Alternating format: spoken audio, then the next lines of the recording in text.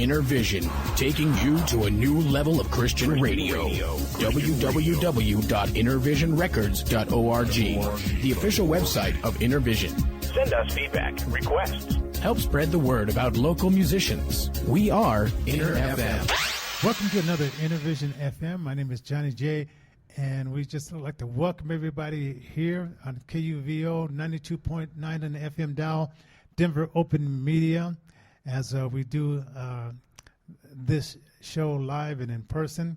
Today, the topic today, I'm going to be speaking to Gina concerning gardening in little places. And I'd like to welcome you to the show, Gina. Hey, Johnny, thanks for having me. So it's Gina Chilton. I probably should have clarified that, but okay. that's cool. But we did meet back when I was Gina Dykes. Thanks for that. Yeah. Oh, okay. Gina, okay. So gardening in a little place. I'm gonna get some background on this. You started way back when your family had a farm, or how did you start learning about growing your own food? That's a good question. Okay, so basically it was back in Boulder. Actually, I am a third-generation Coloradan, so we certainly have been gardening for a long time and taking those gifts with us. But my mother started, I think I can recall, 1973 when we lived in Boulder, and in fact in Table Mesa. And Boulder is renowned, and why it's named Boulder is because of the boulders that are in the ground. So we started digging up our garden. And we spent so much time digging up boulders and trying to recreate a soil that was adding to clay and trying to modify that soil to be good enough. And I just remember that gardening was really hard work and it took a lot of time, a lot of effort. Then there was thinning and weeding. And all right, it was a lot of fun to kind of get those vegetables in the end, but it just seemed like a lot of hard work. So it was probably in the year about 2000. When I picked up a book called Square Foot Gardening when I found it at a garage sale. And I was heading to Jamaica. And on that plane, I read that book because it was so simple. It wasn't it was very in-depth at the back, but the front gave the concept of eliminating the rows to gardening. And by then, creating a grid that you've now created a square, a 12-foot square. So you're now gardening by squares. And by eliminating rows, you are eliminating watering in between these rows, weeding in between these rows. And by shrinking the amount of space you need, you can just plant so much crop in such a small space. You only need 6 inches to grow in. And by creating a grid, you can get... This is a great thing. 16 carrots in 1 square foot. Wow. You can get 9 green beans, the bush variety. You can, 1 tomato plant per square, which is awesome. Leaf lettuce can just fill that square, and you'll be having a salad for one person, certainly for the summer. It just is remarkable. And this system, called the Square Foot Gardening method, was designed by a gentleman called Mel Bartholomew. And he was an efficiency expert and wanted to try gardening as a hobby. Mm-hmm. And I think he came up with the same conclusion that I did back in the 70s, which was, this is hard work, there's a lot of weeds, and it just seems pointless. We're just doing it the archaic way of running a tractor, getting a rototiller, and thinking that old-fashioned way. So he thought, God, this has got to be fun. So he tried to modify soil, but he did ultimately, in the end, come up with his own blend of. So you create your own soil, you grow above ground. I don't even touch the soil here in Denver. I live right off Calumet. I'm pretty sure I read an article about the lead that's in our soil. Wow! So without trying to modify the soil, I start with a blend that he started with. He calls it Mel's Mix, and that's 1/3 compost. Blended compost, 1/3 vermiculite, and 1/3 by weight volume would be something like a coconut coir or peat moss. I tend not to use the peat anymore because it's non-renewable, so I stick with the coconut. Or right now I found in Jamaica, I found you could just grow directly in compost. So that's kind of what I use now. And how deep do you have to go down? We only have to go 6 inches unless you want a lot of deeper carrots, but I even buy little shorties so that I don't have to add a lot of depth to my soil, because seriously, you can grow a lot of those plants do not need that much soil to create their own root system, and because it's growing in that compost, you'd never have to fertilize. And I don't know if you've ever read a package. You probably haven't, Johnny, but the back of a seed package will it'll say plant every 6 inches but thin to 3. And it's like, well, why are we wasting all those seeds and those plants in between the little seedlings that come up? Why don't we plant directly where we want them? So hence he got rid of all the thinning. I plant 2 or 3 little seeds in each hole. Say there's 9 bush beans, 2 in each little hole. There's 9. It takes me 2 seconds. Oh, I was trying to snap there. To plop in some seeds.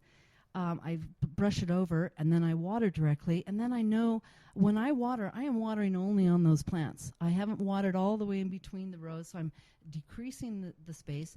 And the plants start growing together. And that creates a great environment to keep that moisture in the soil and to keep the bugs away. Yeah. So now I got to ask you. Okay, so when is the best time to start this? I mean, what does the weather have to look like before you start planting, and how long does it take before you can reap what you plant? sow? Yeah. That's a good question. Well, right now we've probably missed the last cutoff for planting for fall, like our root vegetables, some of our beets and carrots, maybe September, because we've already had our frost. So, but things that have been planted, that would be, we can just let them keep going. My mother has left them in all through the winter and pulling carrots in the spring again, because they'll still be there and have been kept. But right in the spring, right around March, so when that first, our ground is starting to warm up. But what I've noticed with doing the square foot gardening method, see, I grow I use old bathtubs, actually. I have wonderful clawfoot bathtubs that I have filled mostly with gravel and left the 6 inches to the top. And those are each 5 feet long by 2 feet wide. So I get good 2, 4, 6, 8 square feet in each bathtub with a little at the front. I plant marigolds there to keep the bugs down. But in each little bathtub, I've got 3. I can really get a good crop going. Now, wait a minute. Don't go ahead. You say you plant marigold. Now, what is that? Marigolds to keep the bugs down. What is that? Right. Marigolds are a natural bug deterrent. So we're not going to kill our bugs unless I really see a caterpillar and he's, actually I have chickens. I just toss them to the chickens and let them fight over it. But the marigolds, basil, they kind of detract those bugs and that'll keep them away. Oh, basil. Basil's another good one. I heard this guy, he loves using like basil like in his smoothies. So he says he bombs his smoothies with basil. So basil somehow deters. It does. It deters any of the bugs that are attracted, of course, to the flowers and to any of the nice greenery that you've got growing. But I think what's really, with that basil, with also the square foot, I like to add the flowers and some herbs so that we've got a mixed match of garden. So it's not just one long row of carrots and we're weeding and we're thinning. So here I create a nice little montage, a little, a patchwork quilt and then I can also rotate my crop too. So early in the spring, like you said, when we first start, I might just two or 3 squares. One, I would start spinach, perhaps these cooler weather crops, and I can get 9 spinach plants in a square, and I can get 4 kale, so I might start those crops then, and I am, they'll move into early summers, June. Then I can harvest those, get rid of that, add a little more compost just to the 1 square while the rest are growing, and I can replant green beans. So it has natural succession planting, and you rotate. And because you're adding compost, you don't have to worry about, I shouldn't plant beans in the same place or whatever. I just plant them right back in there, and I'll stagger too. I'll start maybe some green beans 1 week, and then I'll wait a couple weeks, and I'll start another square, so that I constantly am rotating and having fresh vegetables when they start, so I don't get 20 million bean plants, and everything coming ripe at the same time. So I'm more in control of what's going on in my garden. Okay.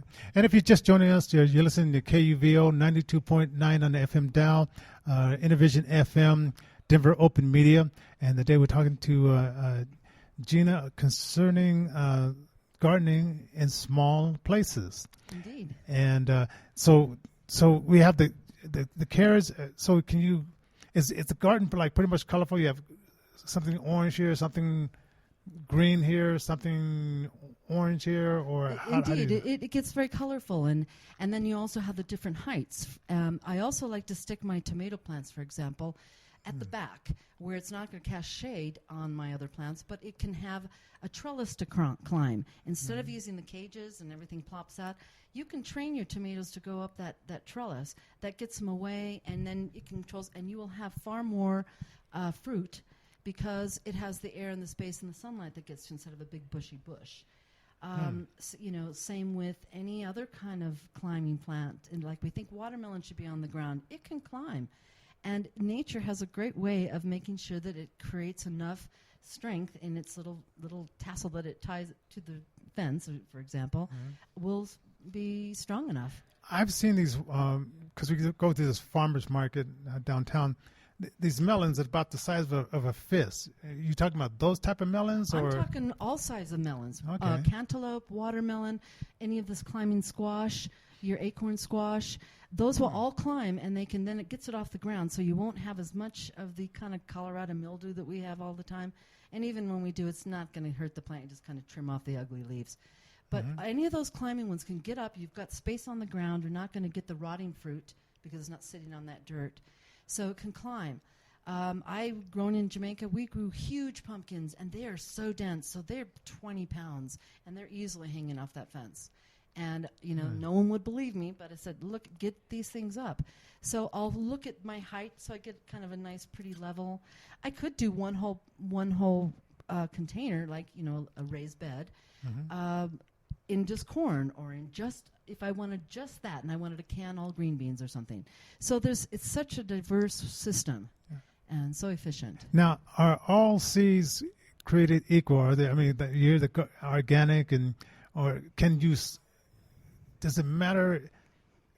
What I want to say, like the seeds, is a certain type of seeds that you want to get that you know that these seeds are always going to produce, or do you lose some seeds in the process of planting it and seeing the results? I think I like to stick with the organic seeds and any organic plants that I buy, even at Home Depot or anywhere. Okay. I just, because my whole compost, everything is organic, I just want to stay that way. Then I also know that they haven't been genetically modified, and I know that I will be able to use those seeds. You're right, because I'll let some of the green beans dry, and I'll keep the seeds because I really like that particular. Or if I had really success in my great tomatoes, then I will do that. So I get concerned so I stick with organic. And, and then, because I like to grow to the bigger ones. You told me about a place that you go and you do workshops. Yeah, tell me about that. Tagawa Gardens out in, I guess, Parker is a beautiful center, and I have done quite a few workshops. Usually in the spring, we start looking at February, March, April. Usually my last one would be in April. But I'm open to, because I'm certified, I didn't even tell you, I've been certified for 9 years in the square foot gardening method. Wow. But I've been doing it for close to almost 20 because I just think it's a fabulous method. But, so I do workshops. I've also done what I call lunch and learns, right? So if a company would like me to come and speak for just an hour during lunch, I've got a great setup where I can demonstrate. I like hands-on demonstrations. I do have a PowerPoint, and I kind of go through things, but most of it is physically getting involved and showing people, so we can get that done in an hour. I have so Tagawa Gardens has really been wonderful in supporting me there, and certainly I'm open to more, but... Now you said like it's almost like a well-kept secret that they're located and they're doing what they're doing. Is it just not enough advertising? Because I know I get an email from Stapleton. They have a farmer's garden. We have one right up the street from us, and it doesn't seem like they do much advertising. You just have to happen by them to notice them. Is it promotion problem with? Well, I think the community gardens, you go through either Denver Urban Gardens or you go through the denver.gov. But what I'm noticing with the square foot gardening, you're right, they've been going for, foundation has been going for years and years. And I think as people have moved to raised beds, but they're still running them, and I notice that about the community gardens, they're still running the same. Even though I have a raised bed, they're still running a row and putting a foot between them or two feet between that row. And so they're really not utilizing the space that they have. So I see a lot more raised beds in the neighborhood when I do walk those community gardens. But I think if we could look at it differently, again, the grid is the key. Making the grid, if it's not a square foot garden, unless you have a grid that defines. So I make these grids out of either, I'll put a nail in and run a string. I've made them out of bamboo. But anything to create a square that defines my space. And then I can, I've had an open garden. I go, oh, gosh, I can probably only get maybe 4 things in there. But once I put the grid down, it's like, oh, my gosh, I've got 24 squares.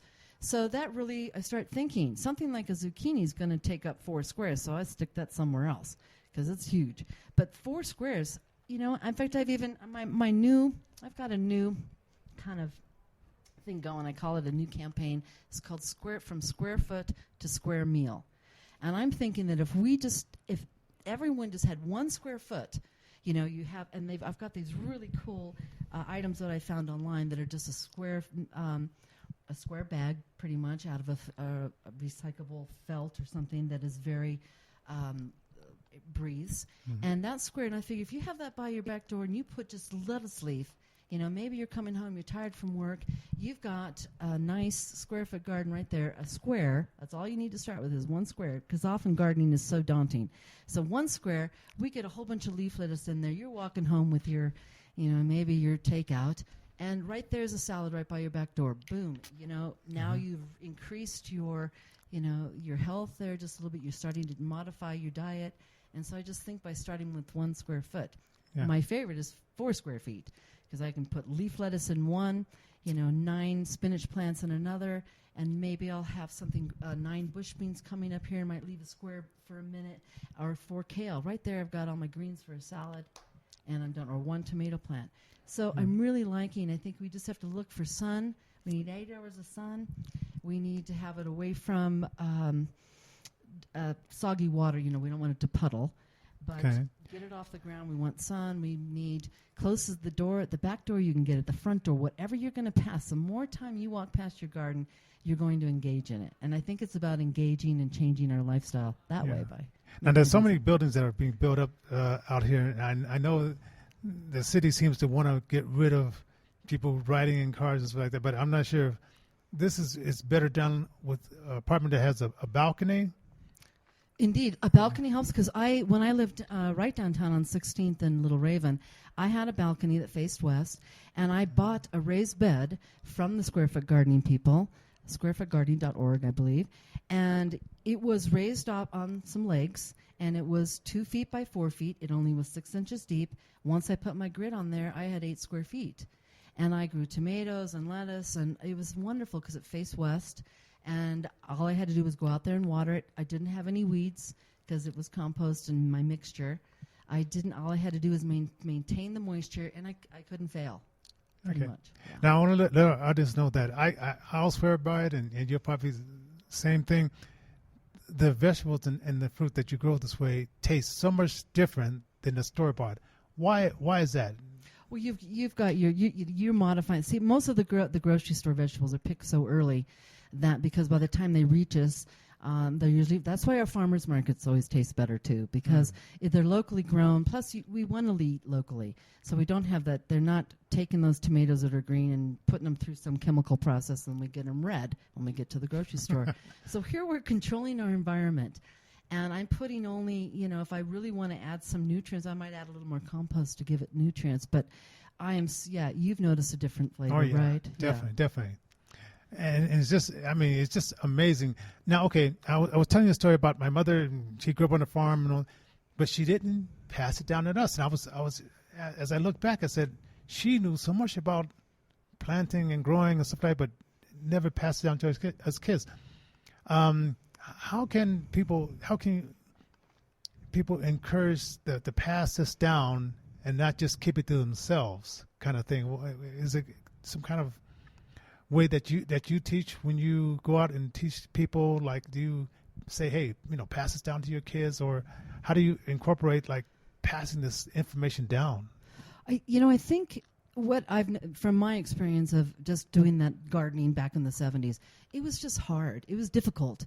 The surface was actually hard, so it was challenging to get anything growing, and I think they just didn't want to do it. It's like, let's go easy. It's easy. I remember when my mother still raves about when McDonald's came into Boulder, because she could finally go out to a dinner place without, she had 4 kids, and we were spilling things all the time. So, yay. So she thought it was fabulous. So I think it was just because they wanted the ease, we used to do all this hard work. So, and what I love about this method is that children really get involved, because now it's their size. They can actively get involved. You just poke your finger in the dirt, drop a few seeds in, and if they're engaged, then it's being passed out. But we've made it so difficult.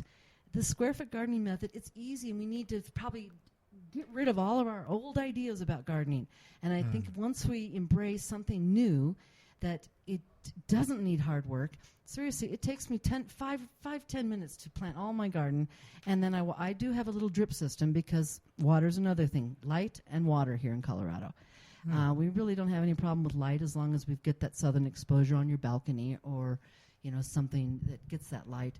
But it's making sure you maintain the moisture. And I've just found that little tape, the little drip, maybe it's on 2-3 minutes in the morning and 3 minutes at night, and that's all it needs to maintain that moisture. And so all I do is go out, if I had 4 plants in one square and I see something coming up through the middle, because I would have evenly spaced them, I know I didn't plant it. That will be pulled out instantly, or I take scissors. And that's how I thin. Is I might put 3 bush beans, like 3 seeds in, 3 come up. Well, I only want 2 maybe. So I'll cut one out without disturbing all the rest of the roots. So using scissors is another nice tool. I want to go back to something you said in the beginning. When you said in September you would plant beets, and are there certain times that you should plant certain vegetables and fruits here in Colorado? Because you said about September you would do beets and some other things. Right. I just looked that up online, because I wanted to be double sure too. So I think our springtime, we do have to wait until that soil kind of warms up. Right. There are certain things that grow better here in Colorado than others, but I think the timing, you'll see spinach will start to wilt if you get it too hot, so that'll be an early crop. We leave spinach and we move to the lettuce and stuff that will handle that heat, cauliflower, all those know. But Brussels sprouts can be, things that will be harvesting late into the fall. But you know what I've noticed, Johnny, here, I know that climate change wasn't on our agenda, but I've noticed in the last 3 years that I am moving further and further into June before I plant, and then I'm harvesting later too. So if we hadn't had that freeze the other day, I would be harvesting. I still had tomatoes. I still had things that were coming up that I'd been harvesting later. And so that's kind of what I'm noticing, is that I might put the cooler crops in, but my tomatoes, man, we used to wait to the end of May, kind of move into 2 weeks into June before those tomatoes go out. What I know is, I've been here, this guy said, so the fruits, you eat that in the hotter, the summers. What kind of fruits do you harvest? Like my tomatoes, all my... Your zucchini is going to be coming ripe, all your squash. And one thing about the rule of thumb with zucchinis is like plant one plant per family, and for neighborhood, I think we should even go to, because so they grow really quickly. Oh my goodness! And you turn your back on a zucchini, and that thing is 3 times the size you saw the day before. So it's really remarkable, that plant. So and it'll get the little mildew on it, and you just cut the leaves off. But that thing is prolific, and it loves Colorado. Loves it. Now we have just 5 more minutes. Is there anything that I didn't cover, and I can go over some other stuff if we pretty much went through, because you do a slideshow. I do a slideshow, and I have a nice presentation that I do. Let's just double check on all. I've got a nice brochure here also that I hand out, and I have a handy dandy plant spacing guide that I give away too. But basically, we're going to be looking at building boxes, getting that planter above the ground. So it is a raised bed. In fact, you can get them on stilts with the bottom on them with holes in it. You definitely want to make your own soil, or get a good blended compost if you don't want to go the Mills Mix way, which was that 1/3 compost, 1/3 vermiculite, and 1/3 like coconut coir. Right. You want to put down a grid because that grid has got to define the space because otherwise it's just a raised bed. It's just an ordinary garden with, so it's off the ground. And the higher you get it, we didn't talk about rabbits, but I know but that gets you don't have rabbit infestation when you have it, 2 feet off the ground. So the higher it goes, now I know squirrels like to climb. Oh, squirrels might come in, but then I go over and feed them somewhere else, so I kind of distract them. Right. But in water and harvest, it's really just get that sun. If it is a small space, look for products online. I love this one product that I've happened to find. It's called an Easy Grow Garden. It's an instant raised bed. It's just out of a fabric that breathes. This one happens to be 1 square foot, but it was 12 inches deep, so I folded it over the top because you do not need to have that much soil to grow a great garden as long as you've got that compost in there to create that nutrient. Now you talked a little bit about watering. Like, how do you know when the water or how much and not over water? With this, you almost can't overwater with this method. I mean, one thing about that vermiculite is going to hold that moisture, same with the compost. But you do want to maintain the moisture, and that's what the problem here is that we dry it out, and then we see it wilting. Oh, it needs water, so don't wait till it wilts. Test the soil with your finger, but, go out with I keep a bucket of warm water, even with my drip system. You can, if you don't have a drip system and you don't have a hose because it's on the balcony, get yourself a bucket of warm water, sit that out there in the sun. Plants love a warm shower just like we humans. So you just want to water with a cup, and you water directly on the plants. And as they grow, you'll just move, because you're not watering on top, you're not going to have that mold either, and you're not extra watering. You're watering directly where it needs is move the plant aside, water directly onto the root system. And this is a fabulous system. Now, you said you found this book at a garage sale. Garage sale. Is it in second edition? It's been probably third or fourth. It's the all new square foot gardening method. He's got answer books. He's got a cookbook. So now, if you go onto that website, squarefootgardening.org, you'll find other instructors. You'll find a lot of great wealth of information. Okay, I want to let people know how they can get a hold of you. If you, I guess you would do like a group. I would do group things. I would even come out personally to do consultation at your home if that's what you'd like. We can discuss fees and things like that, but it's really quite simple. I love helping people. So you could reach me at Gina@Chilton.consulting. And spell the Chilton? Yeah, so Gina, Gina, at Chilton, CHILTON.consulting. Oh yeah, all right. So you come out and then you have the handouts and they get a chance to look at the whole procedure and then decide how they're gonna build their garden. Indeed, yes. And I have plenty of slides to show different types and how people have been so creative in how they've laid out their gardens. It's just so much fun. You can make your own, yeah. So give that email again, Gina? Gina@Chilton.consulting. Oh, yeah, all right. So once again, you're listening to Innovation FM, and it's KUVO 92.9 on the FM down, Denver Open Media. And we'd like to just thank you for joining us this Tuesday. Next week, we're going to be talking to some people in theater, and they're doing a play about this lawyer who he got creation into the school, and he did a lot of interesting things. So they're doing a play where they're bringing him back to life to discuss some of the things that he fought in the court system.